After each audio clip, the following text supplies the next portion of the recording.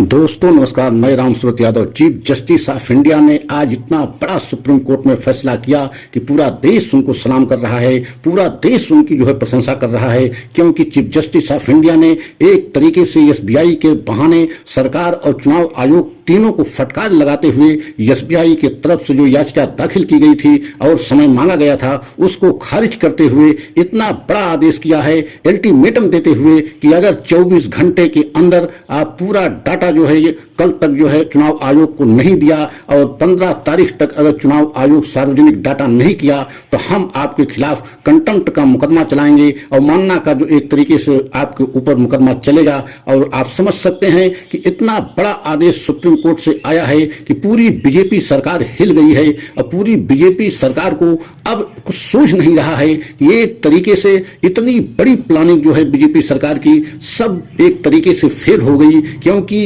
SBI के माध्यम से बीजेपी सरकार की प्लानिंग थी कि अगर समय सुप्रीम कोर्ट से मिल जाएगा तो चुनाव के बाद पूरा डाटा देश के सामने आएगा। लेकिन सुप्रीम कोर्ट एकदम सख्त नाराज होते हुए गुस्से में चीफ जस्टिस ऑफ इंडिया ने एसबीआई से पूछा कि 26 दिन में आपने क्या किया। 26 दिन हो गया हमें आदेश किए, 26 दिन में आपने कोई काम नहीं किया और आप याचिका लेकर के और समय मांगने के लिए आए हैं, जबकि आप पहले ही बता चुके हैं कि पूरा डाटा सील बंद लिफाफे में बॉम्बे में रखा हुआ है, तो उसे सार्वजनिक करने में आपको कितना समय चाहिए, मतलब जून तक का समय चाहिए। इसी बात पर बेहद गुस्से में चीफ जस्टिस ऑफ इंडिया ने सख्त लहजे में चेतावनी देते हुए 24 घंटा का अल्टीमेटम दिया है कि कल तक हर कीमत पे आप डाटा चुनाव आयोग को दें और चुनाव आयोग 15 तारीख शाम तक पूरे डाटा को पूरे देश के सामने सार्वजनिक करे कि किस व्यक्ति द्वारा, किस उद्योगपति के द्वारा, किस पार्टी को कितना चंदा दिया गया था। और आपको यह भी बताना बहुत जरूरी है कि चुनावी चंदा स्कीम को पूरी तरीके से 26 दिन पहले ही चीफ जस्टिस ऑफ इंडिया ने ऐतिहासिक फैसला करते हुए, ऐतिहासिक फैसला सुनाते हुए एकदम असंवैधानिक और गलत करार दिया था और उसी को लेकर के एसबीआई को समय दिया गया था कि 6 मार्च तक आप पूरा डाटा